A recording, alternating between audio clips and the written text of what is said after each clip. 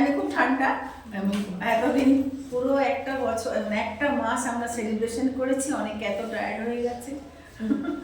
আজকে ঠান্ডাও আছে, যার যে কজন আমরা এসেছি, আমরা ঈশ্বরকে ভালোবাসি বলি আজকে আমরা এখানে এসেছি, তাই তো? এত ঠান্ডার মধ্যে হয়তো ঘরে আমরা শুয়ে থাকতাম, বসে থাকতাম, কিন্তু আমরা এসেছি এখানে ঈশ্বরের গুণকীর্তন করার জন্য, ঈশ্বরের সান্নিধ্যে থাকার জন্য, প্লাস আমরা ফেলোশিপ, একে অপরের সঙ্গে আমরা কি করবো? ফেলোশিপ। ঘরে বসে থাকলে এটা কিন্তু হয় না, ঘরে শুধু পরিবারের সঙ্গে আমাদের ওঠা বসা, কিন্তু যখন মণ্ডলীতে আমরা আসি তখন আমাদের ঈশ্বরের সঙ্গে যেমন সহভাগিতা প্লাস মানুষের সঙ্গে সহভাগিতা, এটাই ঈশ্বর চান, তাই না? আর ঈশ্বর মানুষের সঙ্গে সহভাগিতা চান বলেই তিনি তার পুত্রকে কি করেছেন? পাঠিয়ে দিয়েছিলেন। তিনি পুত্রকে পাঠিয়েছিলেন। ইভেন এদেন উদ্যানে ঈশ্বর যখন আদমকে তৈরি করলো, প্রতিদিন আদমের সঙ্গে কথা বলতে আসতো। তাহলে ঈশ্বর কথা বলতে চান, আর ঈশ্বর চান যেন আমরা ঈশ্বরের সঙ্গে সহভাগিতা এবং তার সঙ্গে সহভাগিতা করতে পারি, মানুষের সঙ্গে সহভাগিতা করতে পারি। তা আসুন আজকে সকলে আমরা উঠে দাঁড়াই সময়, আর আমরা এবছর আমরা পাঠে শুরু করব গীতসংহিতা 52 দিয়ে আমরা শুরু করব, উত্তর প্রত্যুত্তর করে আমরা পড়ব। গীতসংহিতা 52 উত্তর প্রত্যুত্তর করে। ওকে, লেখা আছে, বীর তুমি কেন অনিষ্ট কার্যে শ্লাঘা করিতেছ? ঈশ্বরের দয়া নিত্য স্থায়ী। 2 পদ আপনারা পড়ুন। তোমার জিহ্বা দুষ্টতার কল্পনা করিতেছে, হে সাধক তাহার সাধিত পুরীর সদৃশ। তুমি সৎকে অপেক্ষা দুষ্ক্রিয়া এবং ধর্মবাক্য অপেক্ষা মিথ্যা কথা ভালোবাসো। হে ছলনা জিহ্বা তুমি সমুদয় বিনাশক কথা ভালোবাসো। ঈশ্বরও তোমাকে চিরতরে বিনষ্ট করিবেন। বাবা কি মারাত্মক কথা! তোমাকে ধরিয়া তাম্ব হইতে টানিয়া লইবেন, জীবিত দেশ হইতে তোমাকে উন্মূলন করিবেন। ধার্মিকতা তাহাকে ঘৃণিত হইবে, আর তাহার বিষয়ে উপহাস করিয়া বলিবে। দেখো, ওই ব্যক্তি ঈশ্বরকে আপন বল করিত না, সে আপনার ধনবাহুল্যে নির্ভর করিত, সে দুষ্টতায় আপনাকে বলবান করিত। কিন্তু আমি ঈশ্বরের বাটিতে গরিব কর্ণ জিতবৃক্ষ সদৃশ, আমি অনন্তকাল তবে ঈশ্বরের দয়াতে বিশ্বাস করি। চিরকাল আমি তোমার স্তব করিব, কেননা তুমি কার্য সাধন করিয়াছ। আমি তোমার সাধুগণের সম্মুখে তোমার নামের অপেক্ষা করিব, কেননা তাহা উত্তম। আমেন। এই বছরে দেখুন ঈশ্বর একটা দারুণ জিনিস দিয়েছে, বলছে আমরা ছলনা যেন না করি, তাই না? বলছে ছল সাধক দুষ্টতা, তোমার জিহ্বা দুষ্টতা কল্পনা করছে, ছলনা করছো, তাই না? এবং তুমি সৎকে অপেক্ষা দুষ্কার্য করছো, মানে ভালো কাজের থেকে তুমি কি করছো? খারাপ কাজ বেশি করছো, ছলনার বাক্য বলছো, মুখে ছলনার কথা বলছি। ওকে, এবং বিনাশের কথা তুমি বেশি ভালোবাসো। তাই বলছে ঈশ্বর তোমাকে চিরতরে বিনষ্ট করবেন। এটা হচ্ছে আমাদের কাছে কি একটা সাবধান বাণী দিচ্ছে। এবছর নতুন বছরে যখন আমি মনে করি নতুন বছর যদি আমি আমার জীবনকে চেঞ্জ করতে না পারি, তাহলে আমার নতুন বছর হয় না। তাহলে প্রতি বছরের মতো একটা ইয়ার চলে গেল আমার জীবন থেকে, না? তাহলে এই বছরে আমাদের জীবনটাকে আমরা কি করব? চেঞ্জ করব। আমরা আমাদের জীবনকে ঈশ্বরের দিকে গড ড্রিভেন করব। ঈশ্বর যেটা বলছে সেটা শুনবো, চেষ্টা করি আমরা। অনেক বলুন আমরা পারি না, যেমন ধরুন যারা বলে বলে অভ্যাস হয়ে গেছে, না? ঝগড়া করে করে অভ্যাস হয়ে গেছে, মিথ্যা কথা বলে বলে অভ্যাস হয়ে গেছে, অন্যায় করে করে অভ্যাস হয়ে গেছে, সেখান থেকে হঠাৎ করে সত্য কথার মধ্যে বলা সময় লাগে, কিন্তু আমরা চেষ্টা করতে পারি, তাই না? চেষ্টা করতে পারি। সুতরাং এবছরে আমরা এটাই করি যে প্রভু আমাকে শেখাও, আমি অনেক কষ্ট হবে কিন্তু ধৈর্য ধরে আমি ধীরে ধীরে কি করবো। আমার লক্ষ্য হচ্ছে নতুন বছর যেন আমি সেলিব্রেশন করি সব কিছুকে চেঞ্জ করে। আজকে না হলে কালকে, কালকে না হলে পরশু, পরশু না তরশু, কিন্তু হবেই হবে। ঈশ্বর আমাকে সম্পূর্ণ কি করবে? চেঞ্জ করবে। আসুন আজকের এই বাক্য আমাদেরকে দেখিয়েছে, বলছে আমরা ভয় ভীতির মধ্যে ঈশ্বরের ভয় আমাদের থাকবে। যখন ঈশ্বরের ভয় থাকবে তখন আমি মিথ্যা কথা বলবো না, অনিষ্ট চিন্তা করব না। ওকে, আজকে আসুন, এবং আমি ঈশ্বরের বাটিতে হরিৎপন জিত বৃক্ষ সদৃশ্য, আমি অনন্তকাল তরে ঈশ্বরের দয়াতে বিশ্বাস করিব। আমরা ঈশ্বরের গৃহে মানে একদম পুরো একদম মানে একদম হরিৎবর্ণ এর মতো গাছের মতো আমরা বেড়ে উঠবো।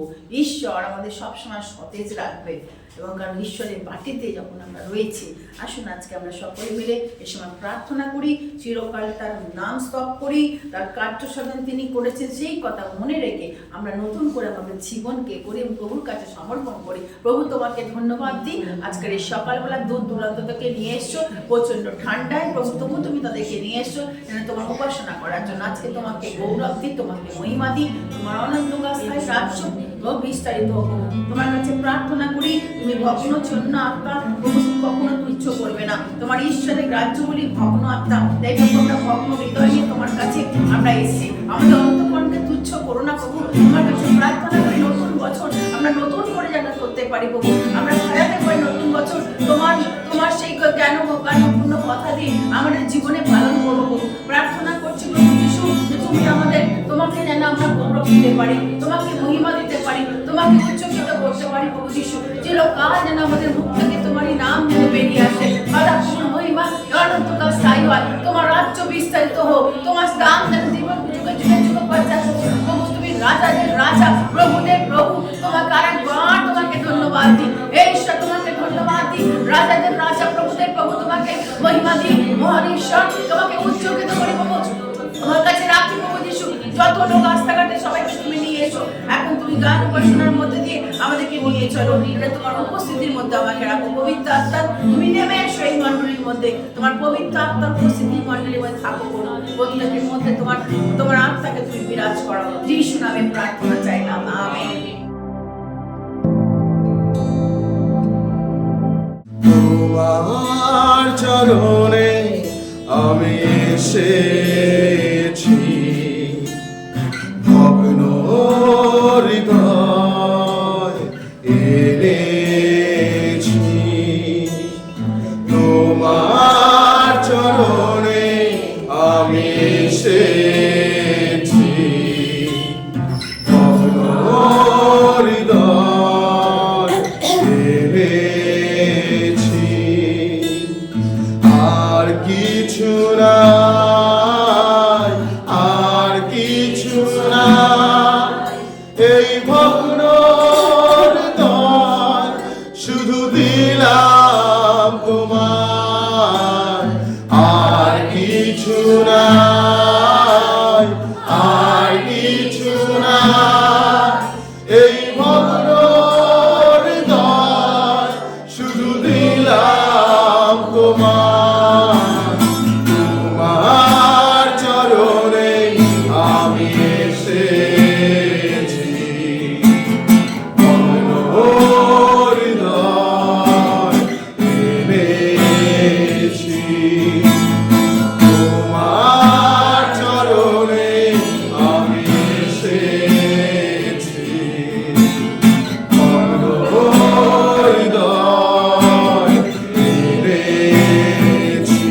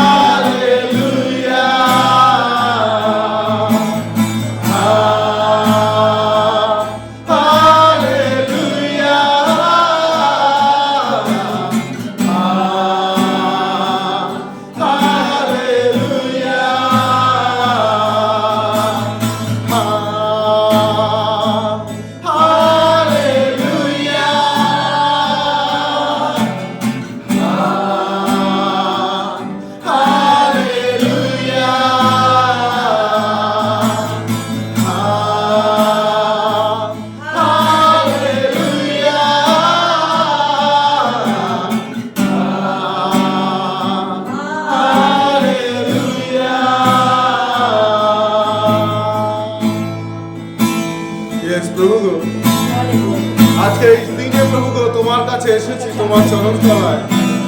আমাদের দেওয়ার কিছু নেই, কিন্তু প্রভু আজকে ভগ্ন হৃদয়কে তোমার কাছে নিয়ে আসলাম। প্রভু তুমি দয়া করো, ধন্যবাদ দিই, তুমি দয়া করো, তুমি গ্রহণ করো। যিশু নামে, যিশু নামে, আমেন। Hallelujah, hallelujah. আসলে ঈশ্বরের প্রশংসা করি, তার গৌরব করি।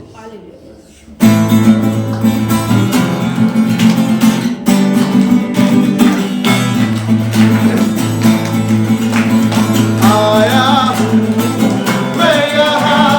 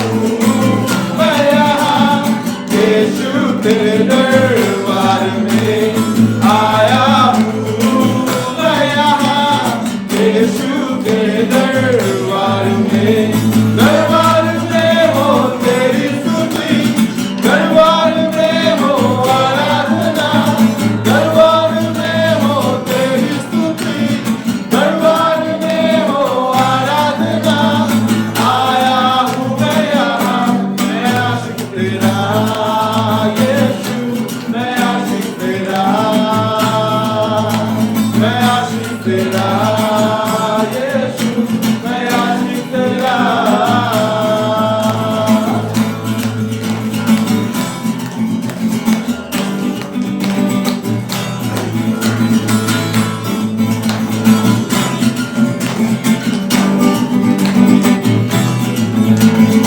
आशिक मैं तेरा मैं ना शर्माऊंगा समाज आशिक मैं तेरा मैं ना घबराऊंगा आशिक मैं तेरा मैं ना शर्माऊंगा आशिक मैं तेरा मैं ना घबराऊंगा यीशु तू मेरा जिंदा खुदा तू ही तो मेरा है मसीहा यीशु तू मेरा जिंदा खुदा तू ही तो मेरा है मसीहा तू जो जिंदा है मैं नाचूंगा यीशु मैं नाचूंगा मैं नाचूंगा यीशु मैं नाचूंगा आया हूँ मैं यहाँ यीशु के दरबार में आया हूँ मैं यहाँ यीशु के दरबार में हो तेरी स्तुति दरबार में हो आराधना दरबार में हो तेरी स्तुति दरबार में हो आराधना आया हूँ मैं यहाँ मैं आशिक तेरा यीशु मैं आशिक तेरा मैं आशिक तेरा यीशु मैं आशिक तेरा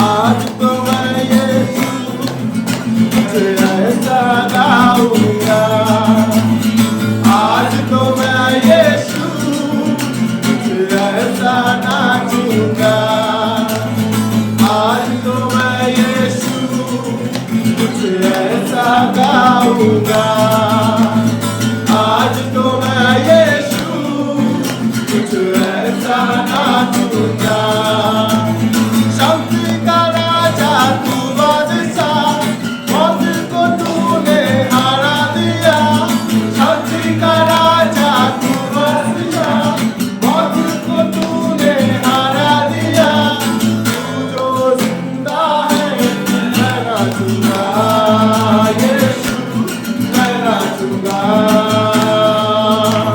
मैं नाचूंगा यीशु मैं नाचूंगा आया हूँ मैं यहाँ यीशु के दरबार में आया हूँ मैं यहाँ यीशु के दरबार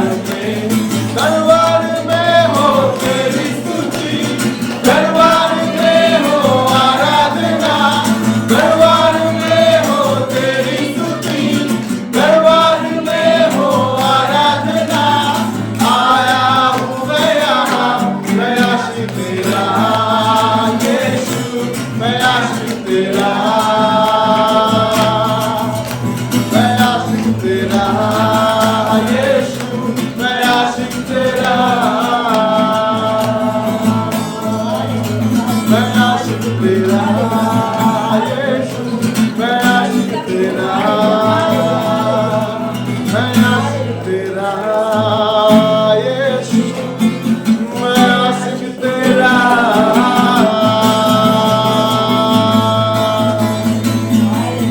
আমেন হালেলুয়া আমরা বলতে পারি এই কথা যে হ্যাঁ প্রভু যিশু আমরা তোমার আশিক আমরা অন্য কোনো জগতের সেই জগৎ যেরকম ভাবে দেখে সেই নয় কিন্তু ঐশ্বরিক আর ঈশ্বরকে আমরা ভালোবাসি আর আমরা এই কথা বলতে পারি জোর গলায় যে প্রভু আমরা তোমায় ভালোবাসি আমেন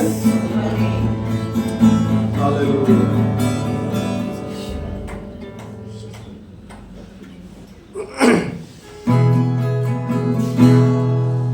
হ্যাঁ প্রভু, আজকে তোমার কাছে আসি আমরা এই সময়।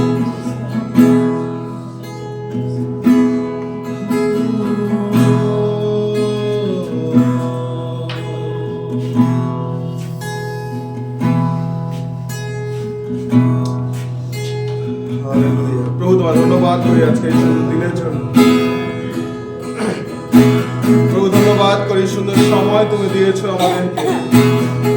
আজকে আরেকটি বার প্রভু এই সুন্দর সুযোগ করে দিলে যে আমরা সকালবেলা তোমার কাছে আসি প্রভু, তোমার চরণ তলায় প্রভু আসতে পারি, তোমার গৌরব, তোমার মহিমা, তোমার প্রশংসা করতে পারি। হালেলুয়া।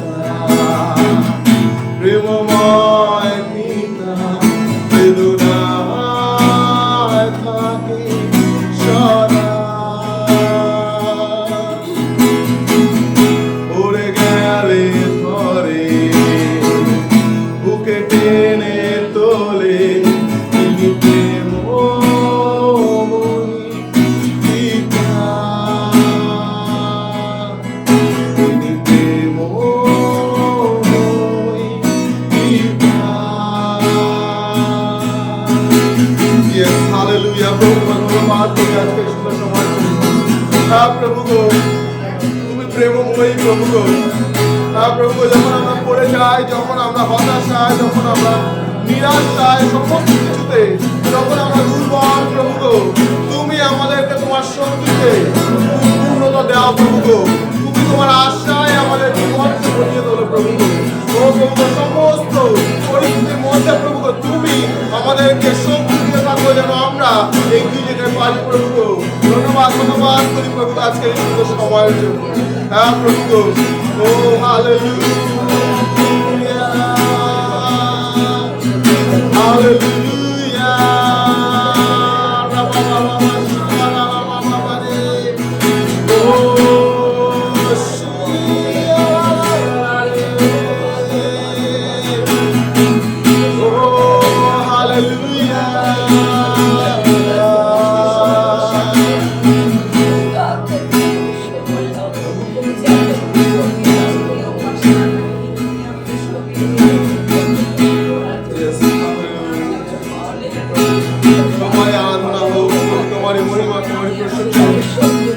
একমাত্র নাম যিশু নাম। ও প্রভু গো, তোমার মতন আর কেউ নেই প্রভু গো। আমরা কোথায় যাই প্রভু গো, তোমার আত্মা হইতে কোথায় পলায়ন করি প্রভু গো। যদি স্বর্গে যাই সেখানে তুমি, যদি পাতালে যাই সেখানে তুমি প্রভু গো। ও প্রভু গো, তোমার হইতে আমরা কোথায় পলায়ন করি? You are omnipresent Lord. ও তুমি সর্ববিরাজমান। হালেলুয়া।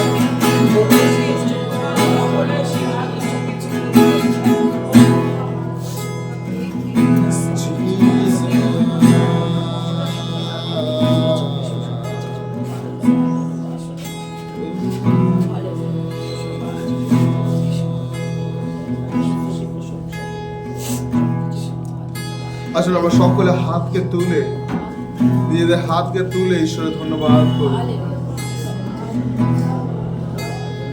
अपने हाथ उठाकर होठों पे स्तुति लेकर धन्यवाद देने यीशु मैं आया। आज সবাই একসাথে নিজেদের মুখে খুলি বলি, ও अपने हाथ उठाकर होठों पे स्तुति लेकर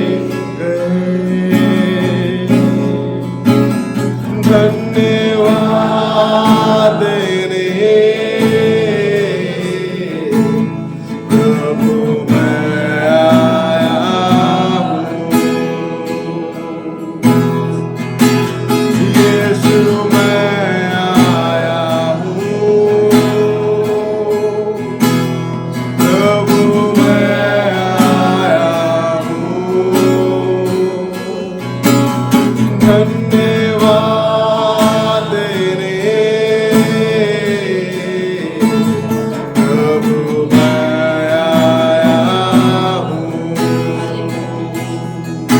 Yes Lord, यीशु मैं आया हूँ। प्रभु मैं आया हूँ।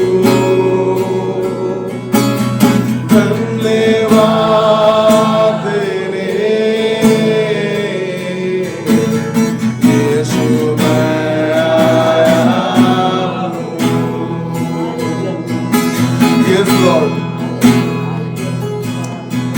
here we are to worship you Lord. Here we are to glorify your name. We lift up your name on high Lord. Yes Lord, there is none like you. তোমার মতন আর কেউ নেই। তাই এই সকালবেলা প্রভু আমরা আমাদের হাতকে উত্তোলন করে তোমার ধন্যবাদ, তোমার গৌরব, তোমার মহিমা প্রশংসা করি প্রভু। তুমি দয়া করো প্রভু, আমাদের সমস্ত আরাধনা তুমি গ্রহণ করো। তুমি কার্য করো যেন প্রভু আমাদের যা কিছু প্রভু গো হৃদয় চিত্তের প্রভু গো ধ্যান, ও প্রভু গো তুমি জানো প্রভু গো, তুমি সমস্ত কিছুকে জানো প্রভু আমাদের হৃদয়ের বিষয়কে। তাই প্রভু তোমারই কাছে সমর্পণ করতে চাই আরেকবার। এই ভগ্নচূর্ণ হৃদয়কে প্রভু তুমি স্পর্শ করো এবং তুমি কার্য করো প্রভু আজকে। ও হালেলুয়া, হালেলুয়া। আসলে এই সময় আমরা 1 মিনিট জাস্ট প্রার্থনা করি, আর অন্য কোনো গান না, অন্য কোনো কিছু না, কিন্তু এক সময় 1 মিনিটের জন্য আমরা প্রার্থনা করি প্রভুর কাছে। এবং প্রভুর কাছে আজকে আমরা চাই, ও তার বাক্য বলে তুমি চাও তোমাকে দেওয়া যাইবে, তুমি পাওনি কারণ তুমি চাওনি। আজকে এই সন্ধ্যাবেলা আমরা প্রভুর কাছে চেয়েছি তার আশীর্বাদকে, তার অনুগ্রহকে, তার দয়াকে, তার শক্তিকে আমরা চেয়েছি আমাদের জীবনে। কারণ সারা বছর আমাদের চলতে হবে। ঈশ্বরের বাক্য বলে তোমরা নিজের শক্তিতে কিছুই করতে পারো না, কিন্তু তুমি সকলই করিতে পারো তার দ্বারা যিনি তোমাদের শক্তি দেন। আজকে আমাদেরকে তুমি শক্তি দিতে চান। Hallelujah, hallelujah. রাবা বাবা রে, ও শিক্ষা রালা বাবা বাবা রে, হালেলুয়া। প্রভু ধন্যবাদ। ও প্রভু তোমার কাছে চাই প্রভু, তুমি দয়া করো, তোমার অনুগ্রহ, তোমার দয়া, তোমার শক্তি, তোমার শান্তিকে প্রভু তুমি দাও প্রভুদের জীবনে। ও প্রভু অনেকের জীবনে অনেক কষ্ট, অনেক ভগ্ন চিত্ত হৃদয় তারা এসেছে। প্রভু এই সময় তুমি স্পর্শ করো প্রভু, তুমি স্পর্শ করো যেন তারা তোমার শক্তিকে খুঁজে পায়, তোমার প্রেমকে বুঝতে পারে, তোমার অনুগ্রহকে যেন তারা জীবন চালাতে পারে। ও প্রভু তোমার শক্তি দ্বারা যেন এগিয়ে যেতে পারে। ও যেন ভয় না পায়, কিছু না হয়, কিন্তু প্রভু তোমার ইচ্ছা পূর্ণ হোক। দয়া করো। ধন্যবাদ, ধন্যবাদ, ধন্যবাদ, ধন্যবাদ, সমস্ত ধন্যবাদ, গৌরব, মহিমা, প্রশংসা, আরাধনা তোমার প্রভু। ধন্যবাদ প্রভু। আমরা বিশ্বাস করি তোমার উপস্থিতি এবং তুমি আমাদের সকলের প্রার্থনাকে শুনছো প্রভু। তাই প্রভু তুমি দয়া করো, তুমি কার্য করো এবং এই সময়ে তুমি আশীর্বাদ দাও এবং ইন্টার সার্ভিসকে তুমি পরিচালনা করো যেভাবে তুমি চাও। তোমার ইচ্ছা পূর্ণ করো খ্রিস্ট যিশু তোমারই বিজনে প্রার্থনা আছে।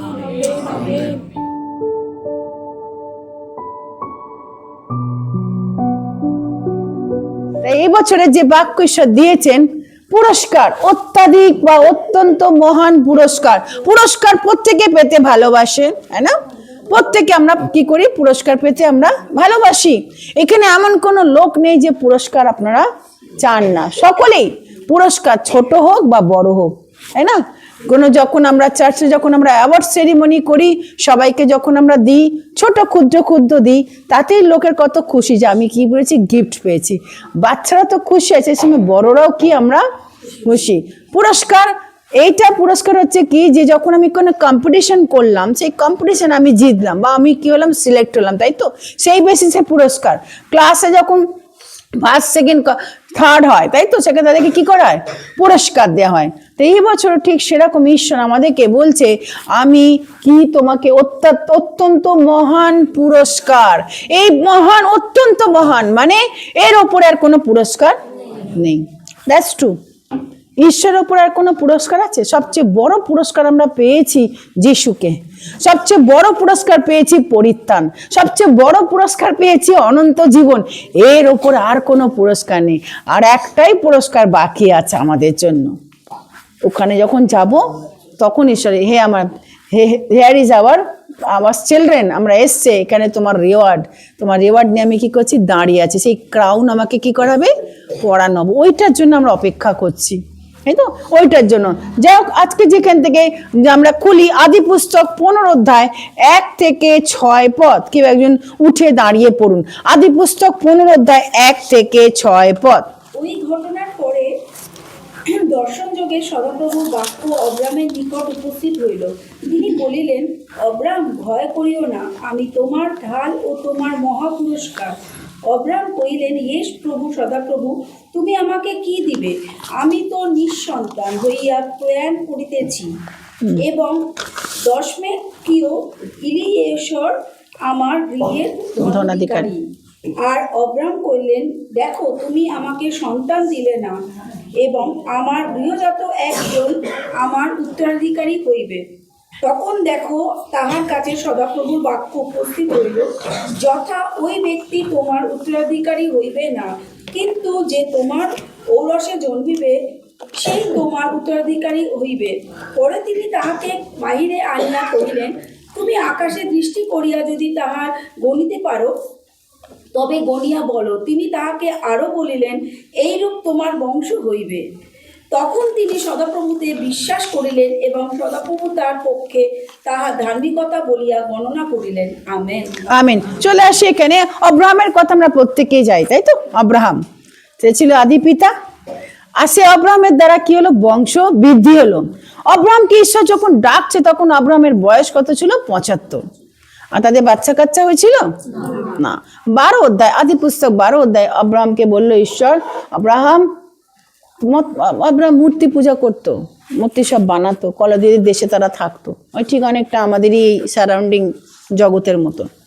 ধুমধারাক্কা করতো, মূর্তি বানাতো, কোনো আইডিয়া ছিল না। ঈশ্বর সেখান থেকে কি করলো? চুজ করলো। ভেরি মিল, আমাদের সঙ্গে খুব মিল, যে আমরা একটা সময় এরকম করতাম। ঈশ্বর সেখান থেকে আমাদেরকে কি করেছে? চুজ করেছে, তুমি বেরিয়ে এসো, সেট আপার্ট ইয়োরসেলফ, বেরিয়ে এসো। অব্রাহামকে যখন চুজ করলো, বলে তুমি তোমার জ্ঞাতি কুটুম্ব, 12 অধ্যায় 1 থেকে 2, 4 পদে পড়বেন, লেখা তুমি জ্ঞাতি কুটুম্ব ত্যাগ করে আমি তোমাকে যে দেশ দেখাই সে দেশে তুমি কি করে চলো। সারার তখন বয়স হয়ে গেছিল, অব্রাহামের 75, সারারও এরকম অথচ কি। এবং যখন তারা বেরিয়ে এসছে এবং কাকে নিয়েছে? তার ভাতৃপুত্র কাকে নিয়েছে? লোটকে। লোটকে খুব ভালোবাসতো। হয়তো হতে পারে যে সন্তান ছিল না, এখানে অনেকে আছেন হয়তো, সরি, যে হয়তো তাদের ম্যারিড কিন্তু তাদের সন্তান নেই, খুব দুঃখ লাগে। কিন্তু তারা তখন ওই আশেপাশে বা নিজের ভাইপো ভাইজি বা রিলেটিভের মধ্যে তাকে কি করতে, তাকে ধরে নিয়ে বড় করতে চায়, যত ভালোবাসা কি করে দিতে চায়। তো অব্রাহাম ঠিক তাই, যে আমার এত বয়স হয়ে গেছে, আমার তো আর বাচ্চা হবে না, চলো লোটকে আমরা কি করি? নিয়ে যাই। যখন নিয়ে আসছে লোটকে, বেরিয়ে এসছে, লোটকে নিয়ে বেরিয়েছে। তারপরে 14 অধ্যায় দেখুন, সেখানে বেশ তারা 13তে বলছে ঈশ্বর অব্রাহামকে প্রচুর ধন সম্পত্তি দিল। এত ধন সম্পত্তি দিল, লোটেরও ধন সম্পত্তি বাড়ছে, দিয়ে দুজনের মধ্যে কি হলো? ঝামেলা তৈরি হলো দুজনের মধ্যে। তাই অব্রাহাম লোটকে বলল যে লোট, দেখো তোমার পশুধনের সঙ্গে আমার পশুধন মেষ পাশ ঝামেলা করছে, বেটার কি করো, আর আমরা ঝগড়ার মধ্যে যেতে চাই না, আমরা তো সব জ্ঞাতি কুটুম্ব, তুমি আমার ভাইপো, তোমার সঙ্গে আমার ঝগড়া করে কি হবে? তুমি এবার কি করো? তাকাও, তাকিয়ে দেখো, তোমার যেটা খুশি তুমি কি করো? নিয়ে নাও। ঈশ্বর আব্রাহামকে, আব্রাহাম তুমি শুধু দেখো, উত্তর দক্ষিণ পূর্ব পশ্চিম যা দিকে তাকাবে এই সব জায়গা আমি তোমাকে কি করব? দিতে চলেছি। কারণ আমি তোমাকে দেবো, তোমার দ্বারা বংশ বৃদ্ধি করব, তোমার বংশ কি হবে? আকাশের তারার মতো হবে, তারা ছড়িয়ে যাবে। আব্রাহামকে ঈশ্বর এই কথা কি বারবার বলছিল, এবং আব্রাহাম কি করলো? এবং যখন আব্রাহাম এই কথা, ঈশ্বরের কথা শুনলো, এবং শোনার পরে আব্রাহাম কি করলো না, সে অনেকটা, মানে তার মধ্যে কি ছিল যে ঠিক আছে ঈশ্বর বলেছে, ঠিক আছে দেখছি কি হতে পারে, হোয়াট আফটার কি হতে পারে আমাদের, এবং হ্যাঁ কি হতে পারে আমাদের, এরপরে আমরা কি করতে পারি। যখন আব্রাহাম বেরিয়ে যখন আসলো, লোটার সঙ্গে তার ঝামেলা হলো, লোট চলে গেল কোথায়? সদম গমরা। ওকে, লোট চলে কোথায় চলে গেল? সদম গমরায় সদমে চলে গেল। এটা 13 অধ্যায়। 14 অধ্যায় দেখুন, লোটের বন্দিত্ব হলো কেন?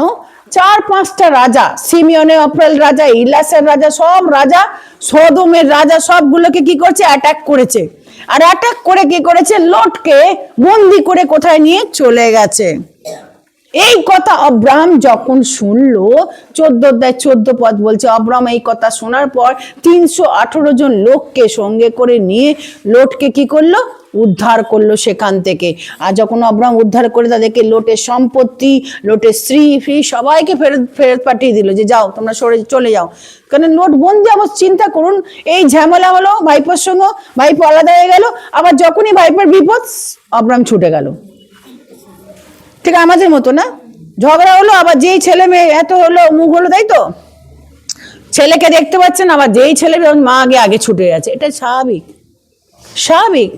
আব্রাহাম আমাদের মতো মানুষ ছিল, তারও ইমোশন ছিল, কিন্তু তার বিপদে আবার কি হচ্ছে? আগে ছুটে যাচ্ছে। বলতে পারতো আব্রাহাম ঠিক আছে তোকে ধরে নিয়ে গেছে, যা তুই থাক ওখানে, না, যে মুহূর্তে শুনলো সঙ্গে সঙ্গে আব্রাহাম 13 পদে বলছে, একজন পলাতক ইব্রি আব্রাহামকে বলল এই ঘটনা, লোককে বন্দি করে সব নিয়ে চলে গেছে, সঙ্গে সঙ্গে আব্রাহাম আর দেরি করলো না, 318 জন লোকজন নিয়ে সে কি করলো, যেখানে ছিল সেখান থেকে বেরিয়ে আসলো এবং লোটকে উদ্ধার করলো।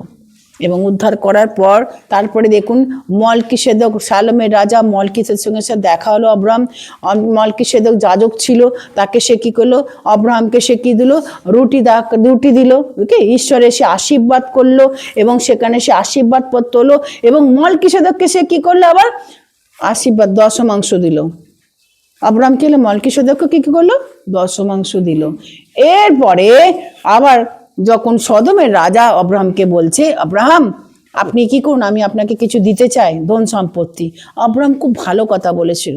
22 পদে, কোন 14 অধ্যায় 22 পদে বলছে, 22 পদে বলছে, আব্রাহাম সদমের রাজাকে উত্তর করিলেন, আমি স্বর্গমত্তের অধিকারী পরাৎপর ঈশ্বর সদাপ্রভুর উদ্দেশ্যে হস্ত উঠিয়া কহিতেছি, 23, আমি আপনার কিছু নেব না, এক গাছি সুতা কি পাদুকার বন্ধনী নইব না, পাছে আপনি বলেন আমি আব্রাহামকে ধনবান করেছি। গুড প্রিন্সিপাল, কারো কাছে কিছু নেবো না, কারো কাছে নিয়ে বড় হওয়ার দরকার নেই। Good principal. এখানে অনেক সময় আমরা অপরের ধন নিয়ে বড় হতে চাই, তাই না? এখানে আব্রাহাম দেখিয়ে দিল, বলে না আমি নেবো না। রাজা এসে বলছে তুমি নাও, আমরা লিখো রাজা মশাই দিচ্ছে তো নিয়ে নে, তাই না? চলো ব্যবস্থার মধ্যে ভর্তি করে নিয়ে যাই, সোনা রূপা কত কি রাজামশাই দেবে। আব্রাহাম বললো না, আমি কিচ্ছু নেবো না, একটা সুতো পর্যন্ত নেবো না, আপনার জুতোর ফিতে পর্যন্ত এরকম নেবো না, যাতে আপনি বলেন যে আমি আব্রাহামকে কি করেছি, দিয়েছি, তাই তো এত সেই ধনবান হয়েছে। তাহলে আব্রাহামের কিন্তু কি ছিল, মানে তারও খুব ইগো ছিল, কারোর জিনিস নেবো না, আমি যদি বড় হই, যদি ঈশ্বর আমাকে আশীর্বাদ প্রাপ্ত করে ধনবানে, ঈশ্বরে অনুগ্রহ হবো, কারোর একটা পয়সা নেবো না। নিজেকে হাই স্ট্যান্ডার্ড আব্রাহাম রেখেছিল, সে তো লোয়ার হতে পারতো না। প্রিয় ভাই বোন, এবার চলে আসি ঠিক 15 পদে, দেখুন সে এই 15 অধ্যায় লেখা আছে, ঈশ্বর আব্রাহামকে বলল, আব্রাহাম ভয় করো না, আমি তোমার ঢাল, তোমার মহা পুরস্কার। যে পুরস্কার রাজা দিতে চেয়েছিল, আব্রাহাম কি করলো, ডিনাই করলো, কারণ আব্রাহাম বুঝেছিল যে রাজাদের রাজা, প্রভুদের প্রভু, সে আমাকে পুরস্কার দেবে। তাকে ঈশ্বর কনফার্ম দিল, কনফিডেন্স বৃদ্ধি করলো, আমি তোমার মহা পুরস্কার। কি পুরস্কার সদমের রাজা দেবে, কি পুরস্কার ইসরায়েলের রাজা দেবে, কিন্তু আমি হচ্ছি তোমার কি বড় পুরস্কার এবং তোমার ঢাল। তাই প্রথম প্রিয় ভাই বোন, আব্রাহাম হয়তো বলছে, আব্রাহাম হয়তো ভয় পাচ্ছিল যে এই যে 4টে রাজাকে আমি পরাস্ত করলাম, এই রাজা হয়তো অ্যাটাক করতে পারে, এই ভয়। ঈশ্বর তাকে কি করলো, বললো ভয় পেও না আব্রাহাম, আমি তোমার ঢাল, আমি তোমার কি ঢাল, আমি তোমার ঢাল। আজকে এখানে অনেকেই মনে রাখবেন, ঈশ্বর যখন আমাদের ঢাল কি করে, ঢাল প্রোটেকশন দেয় আমাদের, তাই তো? ঢালের কাজ কি, প্রোটেকশন দেওয়া। যুদ্ধ বিগ্রহ হয়, মিলিটারিরা ঢাল আগে এগিয়ে দেয় না, প্রোটেকশন দিচ্ছে। ঈশ্বর আমাদের প্রোটেকশন, আমেন। ঈশ্বর আমাদের প্রোটেকশন, আর সেই সাথে ঈশ্বর আমাদের পুরস্কার, আমেন। ঈশ্বর আমাদের পুরস্কার। এখানে কয়েকটা পয়েন্ট আপনাদের সঙ্গে বলতে, এবছরে আমরা যেহেতু এই থিম এসছে যে অত্যাধিক মহান পুরস্কার, তাহলে ঈশ্বর আপনাকে কি পুরস্কার দিতে চলেছেন, what reward God is going to give you, কি রিওয়ার্ড ঈশ্বর আপনাকে দেবে। নাম্বার 1, ঈশ্বর আপনাকে কি রিওয়ার্ড দেবে, আপনার বিশ্বাস, কনফিডেন্ট, আত্মবিশ্বাসকে বাড়াবে, আমেন। আত্মবিশ্বাসকে কি করবেন, বাড়াবেন। এখানে অনেকে আছেন তাদের আত্মবিশ্বাস হারিয়ে ফেলেছেন, সেলফ কনফিডেন্ট আপনার হারিয়ে গেছে। যখন ঈশ্বর আপনাকে পাশে রয়েছে, ঈশ্বর যখন আপনাকে বলছে, ঈশ্বর যখন আপনার হয়ে কাজ করছে, গো অ্যাহেড, আপনার আত্মবিশ্বাসকে আপনি কি করুন, বাড়ান। অনেকে ভয় পান, অনেকে ভয় পান।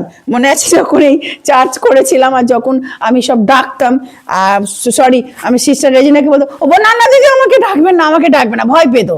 আমি না, তুমি পারবে, তুমি পারবে, কারণ ঈশ্বর তোমাকে কি করে ব্যবহার করবে। আমরা জানি কোনো জায়গায় যখন আমরা যাই তখন আমরা কি ভয় পাই, কি বলবো লোকের সামনে, তাই না? তখন আমি প্রথম পরিচর্যা কাজে যাই জনসমক্ষকে প্রচার করার জন্য, তখন আমার হাত পা কাঁপছিল, পুরো হাত কাঁপছে, পা কাঁপছে, কি বলবো। বড় বড় বিশপরা বসে আছে, সিএনআই বিশপ মালাকার বসে আছে, সেখানে আমি 8 ঘন্টা প্রিচিং দিয়েছি, আমি কি বলবো, হাত পা আমার কাঁপছে থর করে, কারণ বললেই উল্টোপাল্টা বললেই তারা ধরবে, তারা বিশপ। বড় বড় সমস্ত পাশ্চাত্যের লোকেরা সব বসে আছে, এরাম করে দেখছে, তো তাদের দেখেই আমার ভয় পাচ্ছি। আর দেখ, কিন্তু একজন বলেছিল ভয় পেও না, ঈশ্বর তোমাকে ওখানে দাঁড় করিয়েছে, তিনি তোমার মুখ দিয়ে বাক্য বার করবেন। Amen, that's true. আত্মবিশ্বাস। ওই তখন ছিল কাকুর মায়ের প্রেয়ার মিটিং ছিল, কাকুর মায়ের মানে মা মারা গেছে, 40 দিনের প্রেয়ার মিটিং, সেই প্রেয়ার মিটিংয়ে সেখানে। আর কাকুর পরিবার থেকেও বলেছিল যে তোমরা ভয় পেবে না, তুমি ঠিক পারবে। কেন বলছে, বাবা আমি পারবো না, এত সব মাস্টার থেকে এসছে, এতগুলো লোক, সে নয় ব্যাংকের থেকে এসছে, আমি পারবো না। বিশপ বসে আছেন, বলে না পারবে, তুমি ঠিক পারবে। প্রিয় ভাই বোন, ঈশ্বর আমাদের কি করবেন এই বছরে? আত্মবিশ্বাসকে কি করবেন? পুরস্কার হিসাবে দেবেন। আমেন। আজকে আপনাদের প্রত্যেকের আত্মবিশ্বাসকে বাড়ান, যে আপনার পরিবার হয়তো এরকম পড়ে গেছে, আপনার বিশ্বাস রাখুন, আত্মবিশ্বাস, যে ঈশ্বর আপনাকে পুরস্কার দিচ্ছে। হে তুমি পারবে, তোমার পরিবারকে দেখতে আবার উঠেছে, তোমার স্বামী আবার তোমার সঙ্গে ইউনাইট হয়েছে, আবার তোমার সঙ্গে হাতে হাত ধরে চলছে, পায়ে পা মিলিয়ে চলছে। এই বছরে ঈশ্বর এই পুরস্কার দেবেন। আপনি কি বিশ্বাস করেন? আপনি কি বিশ্বাস করেন? ঈশ্বর করবেন। অনেকে অবিশ্বাস নিয়ে বসে আছেন, আবার তাদের জন্য বলি, সন্দেহ ভালো না। এই বছরে যখন ঢুকেছেন, সন্দেহকে একদম ব্যাক করে দিন, পুশ ব্যাক করুন, push back all the doubt, যে না আমি পেয়েছি। আমাদের ভাই শোভম বলেছে, যখন আমাদের ছোট ছোট কাজ হয়েছে, প্রভু আমাকে দিয়েছে, ঠিক তাদের ফ্ল্যাট হবে। আমেন। তাদের ঠিক যত আইনি জটিলতা সব চলে যাবে, যেমন পুষ্পার সঙ্গে আইনি জটিলতা কি চলে গেছে, ঠিক সেরকম প্রভু দেবে। আমেন। আত্মবিশ্বাস আপনি বাড়ান। এই বছরে ঈশ্বর আপনাকে কি দিতে চান? রিওয়ার্ড দিতে চলেছেন, যে আব্রাহামের মতো বলছেন, তুমি ভয় পেও না আব্রাহাম, তুমি কেন ভয় পাচ্ছ? 4-5 জন কিং যদি তোমার কাছে অ্যাটাক করে, আমি হচ্ছি সবচেয়ে বড় রাজা, সুপ্রিম কিং, আমার উপরে কেউ যেতে পারে না। হোল আর্থকে আমি কি করছি? কন্ট্রোল করছি। মানুষ কি করবে? ঈশ্বর যার পক্ষে, মানুষ তার কিছু করতে পারে না, তার বিপক্ষে কেউ যেতে পারে না। ঈশ্বর যার সহায়, মানুষ তার কখনো বিপক্ষে আসতে পারে না। প্রিয় ভাই বোন, আজকে ঈশ্বর আপনাকে এই বলছে, আমি তোমাকে এই উপহার দেবো, তোমার আত্মবিশ্বাসকে কি করব? আমি বাড়াবো। আবার আপনি উঠবেন, আবার আপনি রাইজ আপ করবেন। আপনার শরীর ভেঙে গেছে, ঠিক আছে, ডাজন্ট ম্যাটার যে আমি আবার এরকম করেই বসে থাকবো। না, আমি অসুস্থ হয়েছি, আবার আমি সুস্থ উঠবো। আমার হাঁটুতে ব্যথা ছিল, আবার আমি হাঁটবো। তিনি আমার চরণকে হরিণী চরণ মতো কি করেন। হালেলুয়া। ঈশ্বর আপনাকে এই রিওয়ার্ড দিতে চলেছেন এবছরে। তাই আপনি আজকে রিসিভ করুন এটাকে। গীতসংহিতা 33:8 কেউ একজন পড়ুন, সেখানে কি লেখা আছে? গীতসংহিতা 33:8। ঈশ্বরের বাক্য আমাদের কনস্ট্যান্ট, বারবার আমাদেরকে কি করছে? আমাদেরকে রিমাইন্ড দিচ্ছে যে দেখো তুমি, আমি ঈশ্বর, তোমার আমার অসাধ্য কিছু। 33:8 লেখা আছে সমস্ত। হ্যাঁ বলুন। সমগ্র পৃথিবীর সকলের উচিত হ্যাঁ। ঈশ্বরকে ভয় এবং শ্রদ্ধা করা। জগতের প্রত্যেকটি মানুষের তাকে ভয় করা উচিত। আমেন। ঈশ্বরের ভয়। আজকে বিশ্বাসী আমরা ঈশ্বরের ভয় করব। ঈশ্বরের ভয় সবকিছু দেবে। ঈশ্বরের ভয় আনন্দ, ঈশ্বরের ভয় প্রাচুর্যতা, ঈশ্বরের ভয় আমাকে আয়ু বৃদ্ধি করে। ঈশ্বরের ভয় আয়ু বৃদ্ধি করে, সদাপ্রভুর ভয়। প্রিয় ভাই বোন, আজকে তাই আপনি এবং আমি এই বছর ঈশ্বর বলছে যে আমি তোমাকে এই রিওয়ার্ড দিচ্ছি, তোমার আত্মবিশ্বাসকে আমি কি পুরস্কার হিসাবে দেব। You can get reward as a confidence as a reward.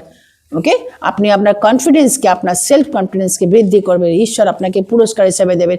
অনেকে লো সেলফ এস্টিম মানে বোঝেন, লো সেলফ এস্টিম, আমার দ্বারা হবে না, এটাকে লো সেলফ এস্টিম, হাই এস্টিমে পরিণত করবে। লো সেলফ এস্টিম, আমি এরকমই এসছি, এর আমি কি করব? মরে যাব। এই গায়ে করে আমাকে ক্ষমা করবেন, আমি এরকম করে দুঃখের মধ্যে এসছি, লোকের বাড়িতে কাজ করে, আমি না। প্রিয় ভাই বোন, ঈশ্বর আপনার অবস্থাকে পরিবর্তন করবে, আপনার টেরিটরিকে পরিবর্তন করবে, আপনাকে সমাজে মাথা তুলে দাঁড়াতে চলতে সাহায্য করবে। You are not ordinary person, extraordinary person. মনে রাখবেন, আজকে আপনি যেখানে পড়ে গেছেন, উঠুন সেখানে। ঈশ্বর আপনার জন্য রিওয়ার্ড রেখেছেন। আপনার আত্মবিশ্বাসকে বৃদ্ধি করুন। আপনি দেখুন, কাজের জায়গায় আত্মবিশ্বাস নিয়ে কাজ করুন, লোকে অবাক হয়ে যাবে। কাজের জায়গা যেখানে আপনি কাজ করুন, আত্মবিশ্বাস নিয়ে কাজ, আমি পারবো। অনেকে আর কোনোদিন কেউ ব্যাংকে যাননি, কিন্তু যখন যাবেন যে আমি পারবো, ঠিক আছে, হয়নি তো কি আছে, আমি পারবো, তাই না? আমি পারবো। সবটা একটা বড় ছোট ঘটনা বলে আপনার হাজবেন্ড যে দিদি আপনি কি বলছেন, ছোট ছোট কথা, হাসির কথা। যখন আমি মহারাষ্ট্র থেকে আসছি, আমি কিন্তু কখনো ওই মেশিন, ওই টিকিট কখনো করিনি, ওই শিয়ালদা মেশিনে কখনো করিনি, তুই জানিস কখনো করিনি, কেন জানি পয়সা দিয়ে দিই হয়ে গেল, 2 টাকা বেশি দিয়ে দিই চলে গেল।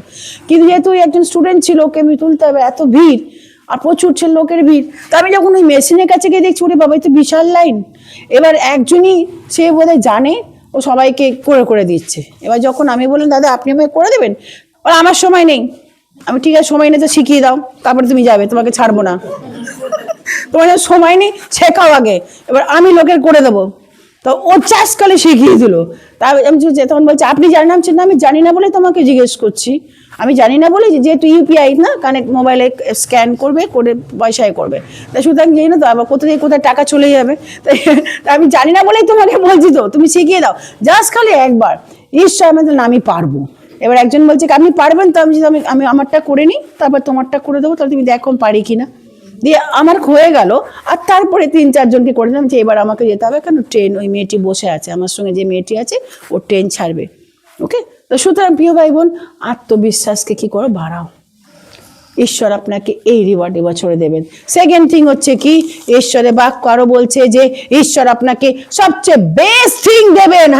হালেলুয়া, বেস্ট থিং, এই রিওয়ার্ড দেবেন। আব্রাহাম দেখুন এখানে 2 থেকে 4 পদে আব্রাহাম বলছে যে আপনি কি বলছেন, আমি তো নিঃসন্তান এবার মরে যাব, তাই না? আর আপনি বলছেন আব্রাহাম আমি তোমার মহা পুরস্কার।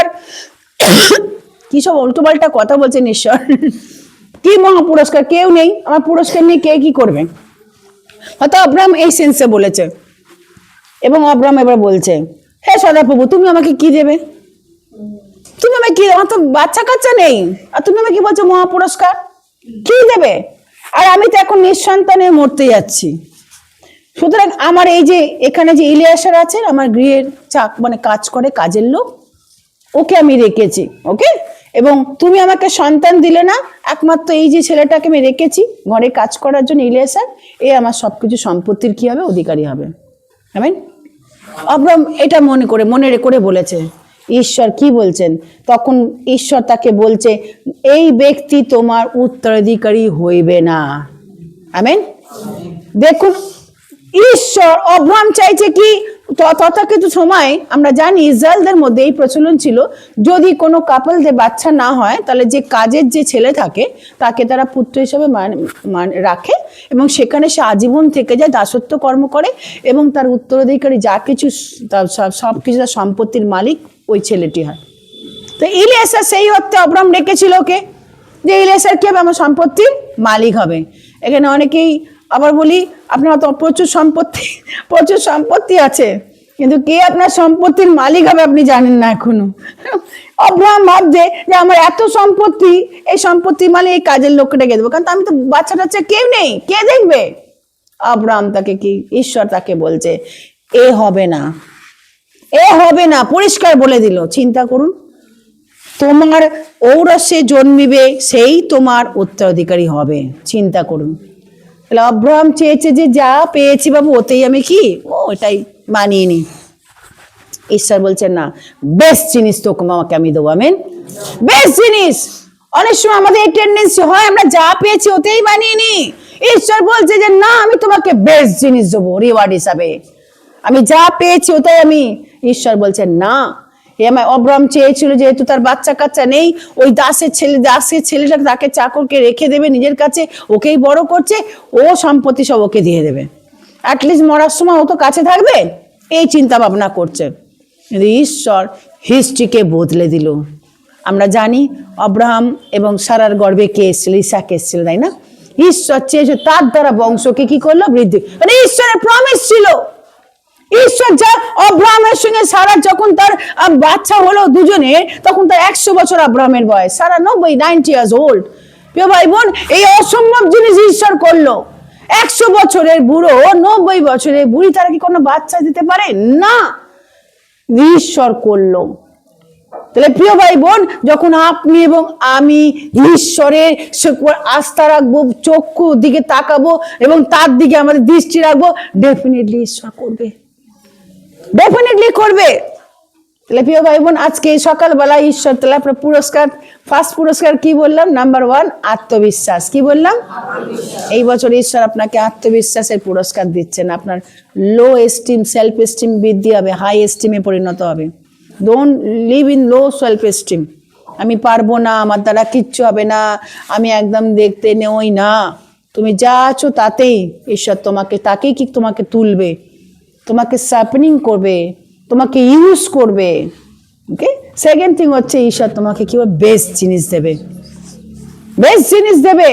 বলতে পারো ঠিক আছে একটা কাজ করতে, ঈশ্বর বলতে ঠিক আছে তুমি একটা কাজ করো, আমি তোমাকে আর একটা বাচ্চা নিয়ে এসে দিয়ে দিচ্ছি না, তোমার গর্বে ওই হবে তোমার কি বংশধর, ওই তোমার উত্তরাধিকারী হবে। আর থার্ড থিং হচ্ছে এখানে ঈশ্বর বলতে 5 থেকে 6 পদে বলছে যে দেখো পরে তিনি তাকে বাইরে আনে, বলে দেখো আকাশের দিকে তাকিয়ে দেখো, গুনতে পারো কি?